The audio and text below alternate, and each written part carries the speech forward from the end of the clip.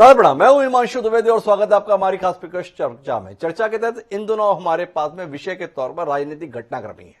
राजनीतिक घटनाक्रम इसलिए है क्योंकि देश के 5 महत्वपूर्ण राज्यों में विधानसभा चुनाव शुरू हो चुके हैं। देश का सबसे बड़ा प्रदेश उत्तर प्रदेश है, पंजाब है, उत्तराखंड है, गोवा है, मणिपुर है। तो वहां पर राजनीतिक घटनाक्रम इस किस्म के चल रहे हैं कि लगता है कि उन विषयों पर बातचीत होना दर्शकों के लिहाज से बेहद जरूरी है। आज भी हम 2 विषयों पर बात करेंगे। ये दोनों विषय क्रमशः पंजाब और उत्तराखंड से जुड़े हुए हैं। पहला विषय पंजाब के संदर्भ में है, जहां पर 2 महत्वपूर्ण घटनाक्रम आज हुए। एक घटनाक्रम यह था कि मुख्यमंत्री चरणजीत सिंह चन्नी के नजदीकियों के यहां पर ईडी की रेड हुई। रेड के अंतर्गत कहा जा रहा है कि बड़े पैमाने पर अफरा तफरी के दस्तावेज पहले मिले हुए थे और उसी के आधार पर पूरी कार्रवाई हुई है। चरणजीत सिंह चन्नी का कहना है कि ये एक राजनीतिक प्रतिशोध के तहत किया जा रहा काम है, उन्हें साजिश के तहत घेरा जा रहा है, इस पर बात करना है। दूसरा विषय जो पंजाब के संदर्भ में था वो भगवंत मान को आम आदमी पार्टी ने मुख्यमंत्री पद का चेहरा घोषित किया है, उस पर हम फिर कभी बात करेंगे। दूसरा विषय जो हमारा है वो उत्तराखंड में हरक सिंह रावत की बर्खास्तगी से जुड़ा हुआ है। लेकिन पहले बातचीत पंजाब के संदर्भ में, जहां पर एक सिलसिला जो चला हुआ है पिछले कुछ समय से देश में, उसी के अंदर एक कड़ी और जुड़ गई। जब कहीं पर भी चुनाव आता है उस समय पर केंद्रीय एजेंसियों की सक्रियता कुछ अधिक बढ़ जाती है। अभी उत्तर प्रदेश में इत्र व्यापारी के यहां छापों को लेकर सरगर्म था मामला।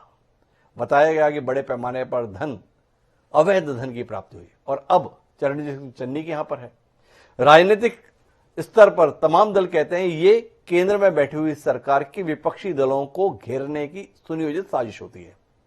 ऐसा ममता बनर्जी के संदर्भ में भी हुआ, ऐसा कर्नाटक में कांग्रेस की सरकार के संदर्भ में भी हुआ, ऐसा कमलनाथ के संदर्भ में मध्य प्रदेश में हुआ। लेकिन साथ ही महत्वपूर्ण तथ्य यह भी है कि इन छापों में जो कुछ भी निकलता है वो बड़े पैमाने पर अकूत संपदा के तौर पर होता है। तो क्या केंद्रीय एजेंसियों को इस समय पर हाथ पैर उनके बांध देने चाहिए कि अवैध धन के स्रोत जो हैं उन पर इस समय कार्रवाई इसलिए ना करें क्योंकि अगर आप कार्रवाई करेंगे तो वो राजनीतिक दृष्टिकोण से देखी जाएगी। लेकिन इसके उलट एक पहलू यह भी है कि ये सारी कार्रवाइयां उन राजनीतिक दलों के खिलाफ होती हैं जो केंद्र के स्तर पर विपक्ष के चेहरे हैं। राज्यों में उनकी सरकारें भले ही हैं पर केंद्र में वह विपक्ष की भूमिका में है। तो क्या केंद्र में बैठी हुई सरकार के संदर्भ में ये कार्रवाइयां कोई संदेह पैदा तो नहीं करती है? निश्चित तौर पर यह विचार का विषय होना चाहिए और इसी पर हम बात करेंगे। लेकिन इस सिलसिले को शुरू करें उससे पहले समय है आज के विचार सूत्र का। हमारा आज का विचार सूत्र यह कहता है कि कानून और व्यवस्था राजनीतिक शरीर की दवा है और जब राजनीतिक शरीर बीमार पड़े तो दवा जरूर दी जानी चाहिए। संविधान निर्माता डॉक्टर भीमराव अंबेडकर ने यह कहा था। तो क्या ये कार्रवाइयां उस दवा के तहत हैं या किसी और दवा के तहत हैं? इस पर हमें विचार करना चाहिए और इस पृष्ठभूमि के साथ अपनी चर्चा को आगे बढ़ाते हैं। हमारे इस चर्चा का हिस्सा बनने के लिए डॉक्टर अजय उपाध्याय जी हैं, राष्ट्रीय प्रवक्ता हैं कांग्रेस पार्टी के। डॉक्टर कमलजीत सोई जी हैं, प्रवक्ता हैं भारतीय जनता पार्टी के। और कुछ ही देर में हमारे साथ में रमन चांदी जी भी होंगे जो प्रवक्ता हैं आम आदमी पार्टी के। चर्चा शुरू करें उससे पहले चरणजीत सिंह चन्नी का वो बयान सुनते हैं जिन्होंने इन छापों की प्रतिक्रिया में दिया है। क्या कह रहे हैं पंजाब के मुख्यमंत्री चरणजीत सिंह चन्नी? कि जब इलेक्शन हुए ममता बनर्जी के रिश्तेदारों पे भी ऐसे ही अटैक हुए थे, सेम पैटर्न पे अब पंजाब में ईडी प्रेशराइज करने की कोशिश कर रही है, परेशानी दे रही है, हर तरीके से दबाव बनाया जा रहा है। खाली एक मंत्री पे नहीं, मुख्यमंत्री पे नहीं, हर कांग्रेस के वर्कर पे दबाव बनाया जा रहा है। ये अच्छा माहौल नहीं है लोकतंत्र के लिए। इलेक्शन आ गए तो इनको ईडी की रेडें याद आ गई, लेकिन हम ये सब दबाव झेलने के लिए तैयार हैं। परेशानियां जितनी देंगे उतनी लेने के लिए तैयार हैं। हम अपने इलेक्शन को आगे बढ़ाएंगे, ये किसी भी तरह इसको विफल नहीं कर पाएंगे। तो ये चरणजीत सिंह चन्नी कह रहे हैं, बोले सब कुछ सुनियोजित है, परेशान कर रहे हैं, लेकिन हम परेशान नहीं होने वाले हैं। डॉक्टर अजय उपाध्याय जी मेरे साथ हैं। डॉक्टर साहब क्या कहना है आपका इन कार्रवाइयों के संदर्भ में?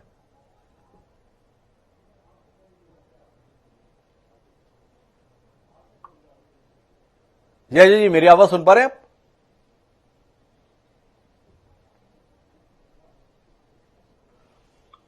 अजय उपाध्याय जी तक शायद हमारा संपर्क नहीं हो पा रहा है। मेरे साथ में डॉक्टर कमलजीत सोई जी हैं, प्रवक्ता हैं भारतीय जनता पार्टी के, उस भारतीय जनता पार्टी के जिसकी देश में प्रचंड बहुमत की सरकार है।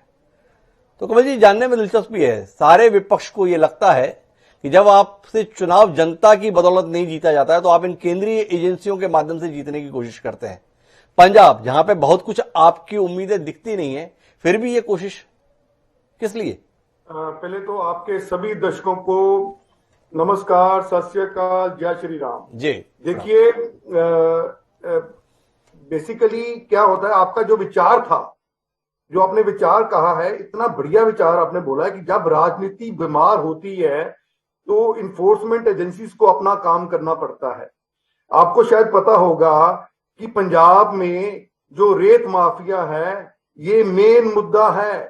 कांग्रेस के जो प्रदेश अध्यक्ष हैं नवजोत सिंह सिद्धू, उन्होंने रेत माफिया को लेकर इतना लंबा चौड़ा बयान दे रहे हैं कि आपको शायद पता होगा कि एक दिन पंजाब के मुख्यमंत्री कहते हैं कि 5 रुपए हमने फुट रेता कर दिया जी, और उसके 10 मिनट बाद नवजोत सिंह सिद्धू कहते हैं जी कहां झूठ बोल रहे हो, 5 रुपए कहां है, ये तो 30 रुपए।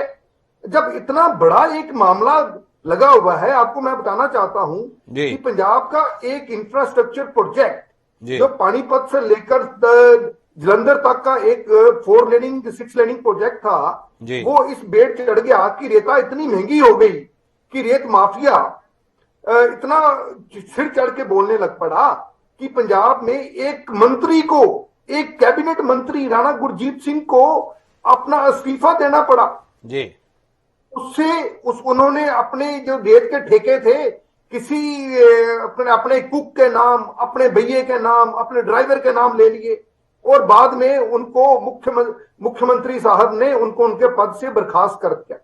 देखिए, ये रेत जो है, और एक आपका विधायक रोपड़ से वो रेत माफिया के साथ, कॉन्ट्रैक्टर के साथ वो लेन देन में उसकी हड्डियां टूट गई, वो 4-5 दिन पीजीआई में दाखिल रहा और उसके बाद वो कहता है कि मुझे तो रेत माफिया ने मारा। लेकिन जब इन्वेस्टिगेशन हुई तो पता चला कि वो एक रेत माफिया का हिस्सा था।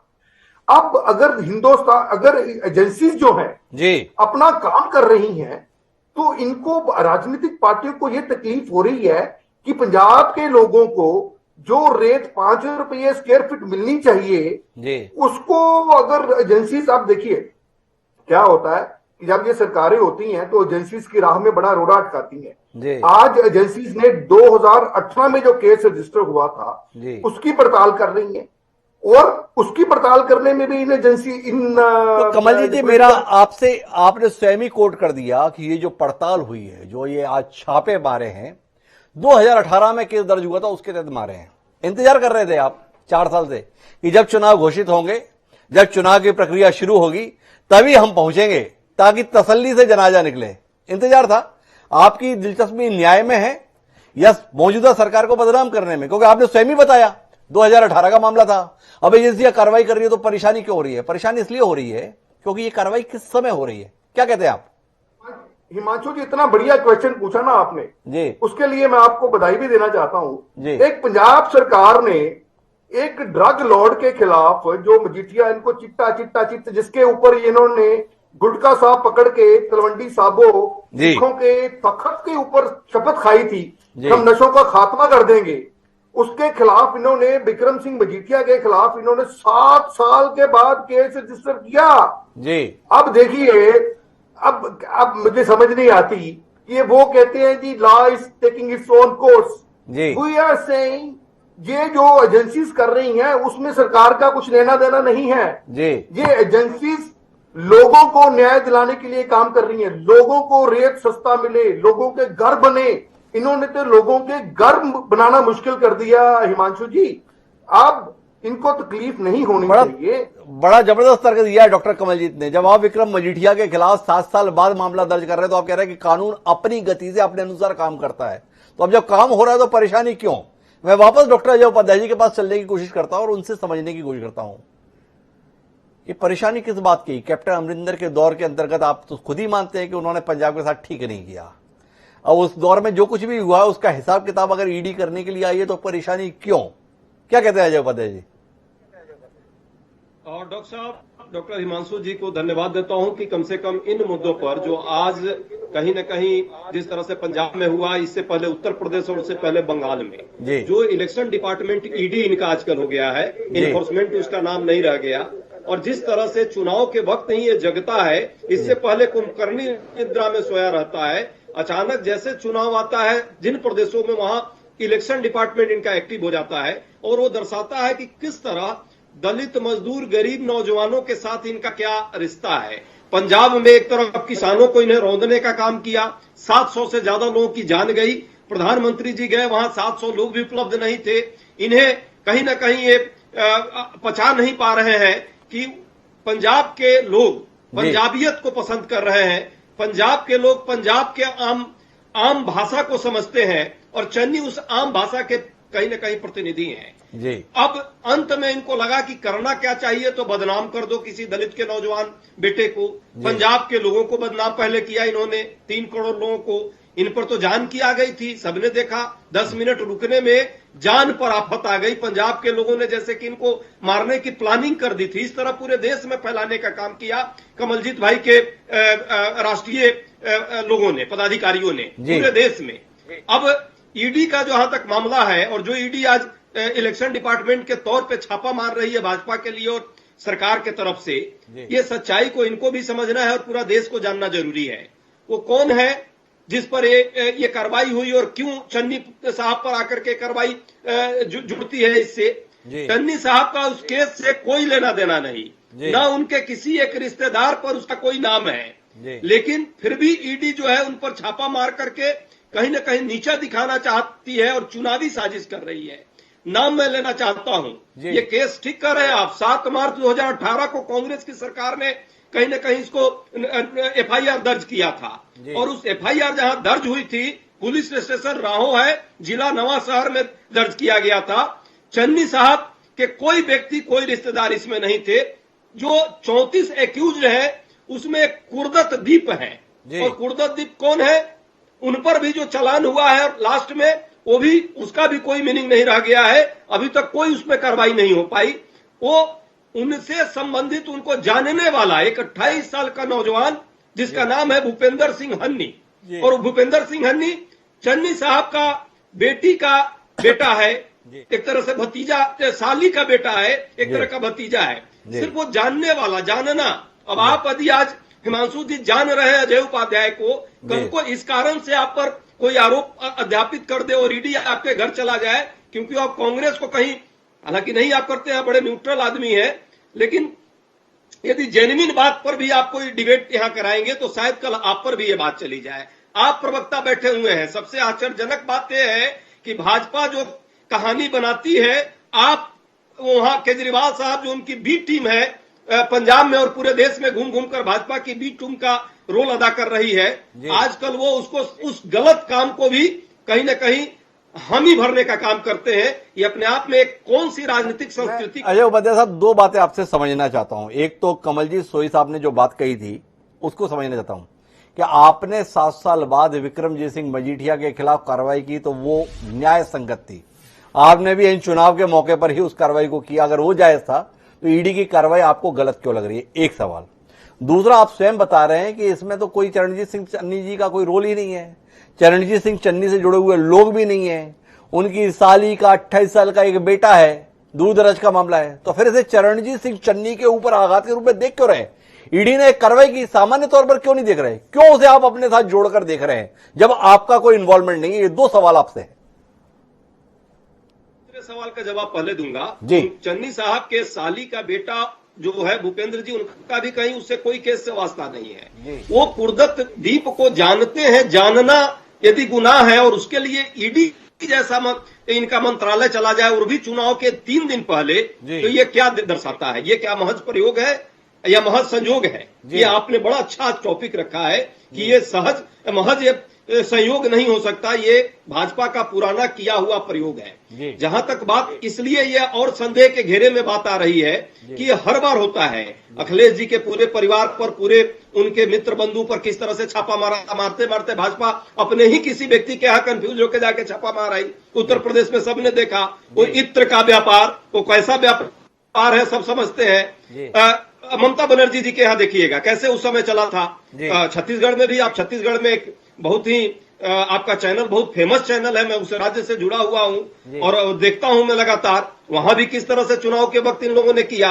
यहां तक कि ये चुनाव के वक्त तो कांग्रेस ऑफिस हेडक्वार्टर में इन लोगों ने छापा मारने का काम किया था पिछले लोकसभा चुनाव के समय। तो ये इनकी जो चाल चेहरा और चरित्र है वो अपने आप में संदेह के घेरे में चाल चेहरा चरित्र अपने आप उजागर हो जा रहा है। ये कोई अनायास नहीं है, ये कतई प्रयोग जो है वो संयोग के तौर पर नहीं देखा जा सकता है।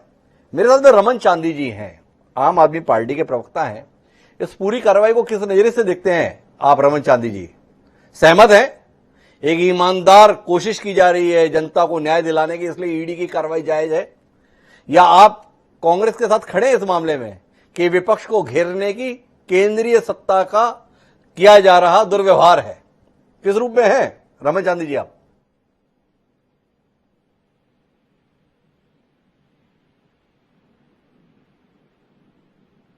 रमन चांदी जी, रमन जी जी, हिमांशु जी आवाज आ रही है सर? बिल्कुल आ रही है आपकी रमन जी। जी हिमांशु जी एक क्वेश्चन रिपीट कर देना प्लीज। क्वेश्चन ये है कि इस पूरी कार्रवाई को जो चरणजीत सिंह चन्नी जी के नजदीकियों के यहां ईडी की कार्रवाई हो रही है, इसे आप क्या मान रहे हैं?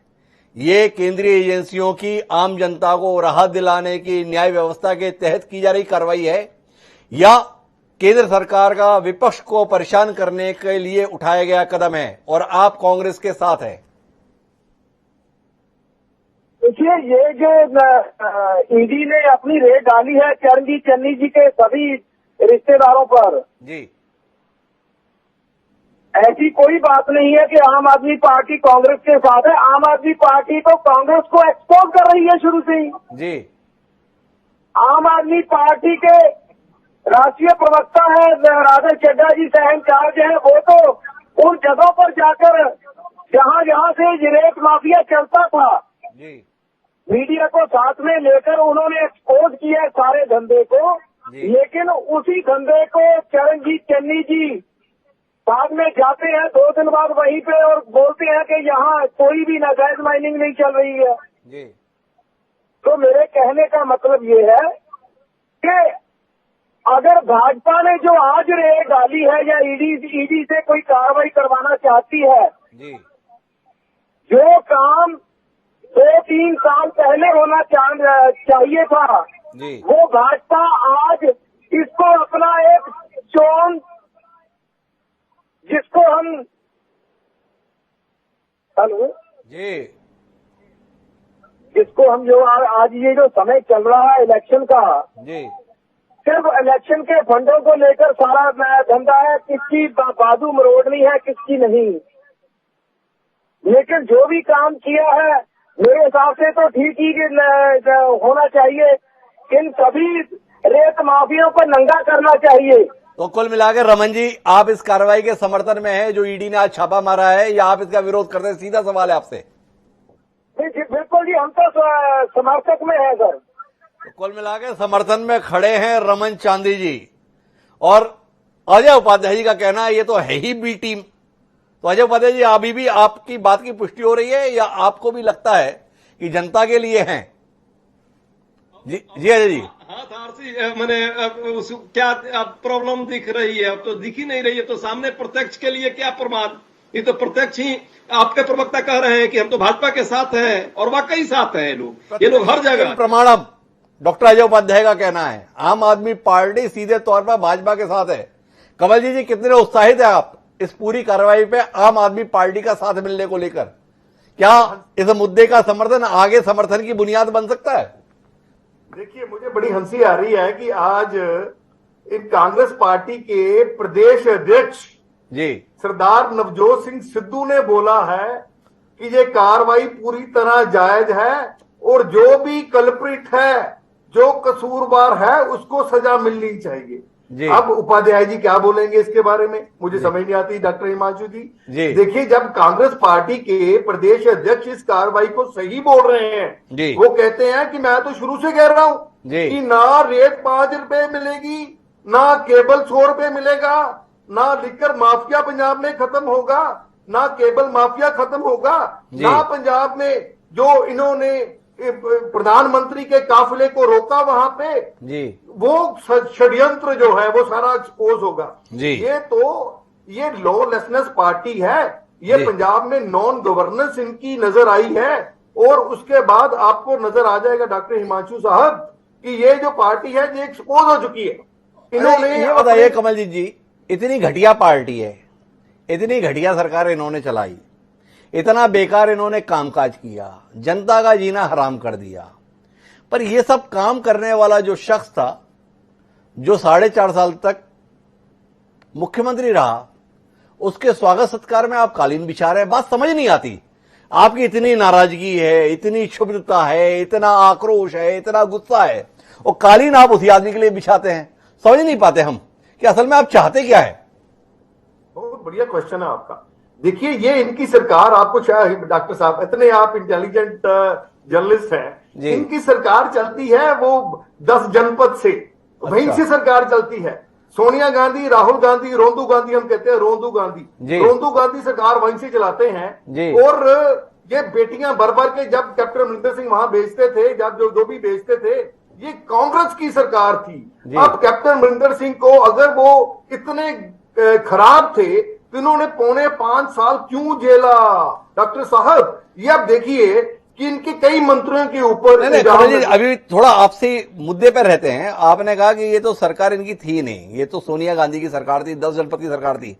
तो क्या आप मानते हैं कि कैप्टन अमरिंदर सिंह इतना लिजलीजे किस्म के आदमी थे, इतने कमजोर किस्म के नेता थे कि जिनसे अपनी सरकार खुद चलाई नहीं गई, उनकी सरकार थी नहीं, इस बात पे कायम है? फिर ऐसे आदमी के साथ गले मिलने, हाथ मिलने, दल मिलने जैसी नौबत क्यों आ ला रही है?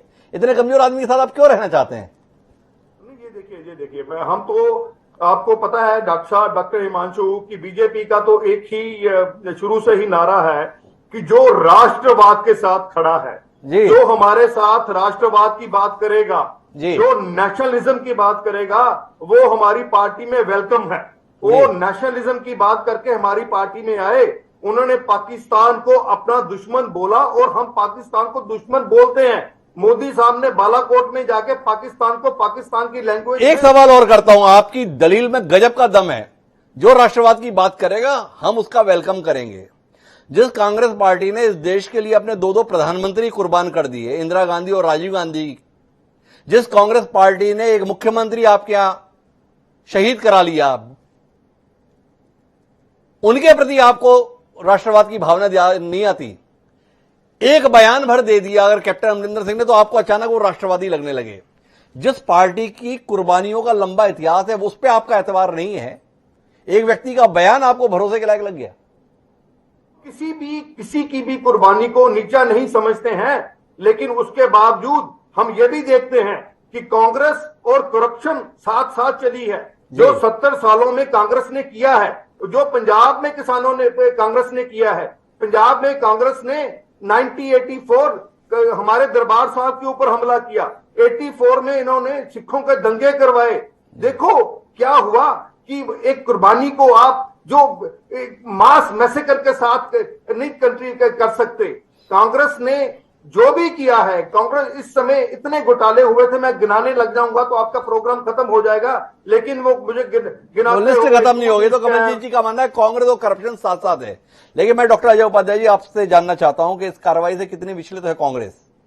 कमलजीत जी कह रहे हैं कि स्वयं प्रदेश अध्यक्ष नवजोत सिंह सिद्धू इस कार्रवाई को जायज बता रहे हैं, चरणजीत सिंह चन्नी इसे साजिश बता रहे हैं। इतना अंतर विरोध आपकी पार्टी के स्तर पर है, जनता को कैसे समझाएंगे? आपके नेता खुद नहीं समझ पा रहे परस्पर किसे किस रूप में देखें। नहीं डॉक्टर साहब, हमको लगता है कि डॉक्टर कमलजीत साहब को सुनने में कहीं ना कहीं कंफ्यूजन होगी। कभी भी कहीं से भी चीफ मिनिस्टर जो है उनके परिवार पर ईडी का इलेक्शन डिपार्टमेंट जो इनका बना हुआ है आज के डेट में, वो छापा मारता है। एक दलित परिवार के पिछड़ों के साथ और दलितों के साथ जो इन लोगों का अन्याय का जो लगातार इस सिलसिला चल रहा है, इससे क्या कोई भी व्यक्ति कहीं से भी दूर दूर तक वास्ता नहीं रख सकता। साहब मैं समझ नहीं पाता, एक चरणजीत सिंह चन्नी के रिश्तेदार के यहां ईडी की कार्रवाई हो गई, ये दलितों पे हमला कैसे हो गया? भाजपा दलित विरोधी कैसे हो गई? एक दलित को देश का राष्ट्रपति बना दिया, वो दलित का सम्मान नहीं है। आपने एक्सीडेंटल एक मुख्यमंत्री 111-115 दिन के लिए बना दिया, तो आपने दलितों के लिए मसीहा हो गए। थोड़ा विरोध दिखता है आपकी बात में, समझाएंगे मुझे? अब ये सिलसिला एक दिन का नहीं है, और एक दिन का होता तो मैं जरूर कहता। पहले आपने देखिए, आपने किस तरह जब प्रधानमंत्री जी गए और वहां पे जो परिस्थिति बनी, उसमें किस तरह उस व्यक्ति को कहीं ना कहीं परेशान करने का प्रयास हुआ, उसको बदनाम करने का प्रयास किया गया, ये दिखाने का प्रयास किया गया कि वो एक असक्षम व्यक्ति है। इससे पहले इनके जितने भी लोग हैं वो लगातार, चाहे उत्तर प्रदेश की बात करें, दलितों के साथ क्या किया है कोई छुपी हुई बात नहीं है। अलग बात है आजकल खाना खाने का शौक इनको भी हुआ है, शुरुआत हुई है। चाहे आदित्यनाथ जी को देखिए किस तरह करते थे, वो इत्र की बात करते थे कि इत्र पहले डलवाओ उसके बाद हम उनसे मिलेंगे। और भी लोगों का, इनका तो सरेआम में चेहरा है। पंजाब को लेकर के क्यों नहीं ये पचा पा रहे हैं कि भाई एक नौजवान जो आकर के काम करना चाहता है, आपने जिन राजा को अपने शरण में लिया, पहले से कहीं ना कहीं आपकी वो मिली भगत थी, वो अब जग जाहिर हो गई। और राष्ट्रवाद की बात जैसे अभी डॉक्टर साहब ने की है, मैं उनसे कहना चाहता हूं कि ये जो है गरीबों के साथ अन्याय करना यदि राष्ट्रवाद है तो कांग्रेस पार्टी ऐसे राष्ट्रवाद को नहीं मानती है, ऐसे राष्ट्रवाद को नहीं मानती। मैं आखिरी टिप्पणी के लिए रमन चांदी जी के पास जाना चाहता हूं और रमन चांदी जी आपसे समझना चाहता हूं, ये कार्रवाई जो आज हो रही है इसके स्वागत में आप इसलिए खड़े क्योंकि आपको लगता है कि मुख्य मुकाबला आम आदमी पार्टी और कांग्रेस के संदर्भ में है, भाजपा की ये कार्रवाई आम आदमी पार्टी को लाभान्वित करेगी, इसलिए आप साथ में हैं। इससे पहले तो अरविंद केजरीवाल स्वयं मंचों से बता रहे थे, चुनाव के समय में मेरे यहां सीबीआई की रेड करा दी, उस समय बहुत कष्ट था केजरीवाल जी को, आम आदमी पार्टी को, और आज की कार्रवाई का आप स्वागत कर रहे हैं। थोड़ा अंतर विरोध है, कुछ कहेंगे? देखिए डॉक्टर साहब, बात ऐसे है, आम आदमी पार्टी पहले से ये जो विक्रम मजीठिया को लेकर भी पहले ही बता दिया था। टाइमिंग को लेकर जो हम बात करते हैं, स्वागत करते हैं कार्रवाई का, लेकिन टाइमिंग है जो, वो टाइमिंग इस समय जब मजीठिया की कार्रवाई 10 साल पहले होनी चाहिए थी, तो जब चुनावों के मद्देनजर ये सब बातें होती हैं तो डाउट होता है वही बात का, अनएथिकल हिडन अलायंस, और कुछ भी नहीं है इसमें। तो अब भाजपा क्या चाहती है, कहीं ना कहीं अपना फायदा लेने के लिए कोई ना कोई बाजू मरोड़ रही है चन्नी की, कांग्रेस की, किसी ना किसी को भाजपा ज्वाइन करवानी होगी, किसी ना किसी से कोई हेल्प लेनी होगी, और कुछ नहीं निकलेगा इसमें से।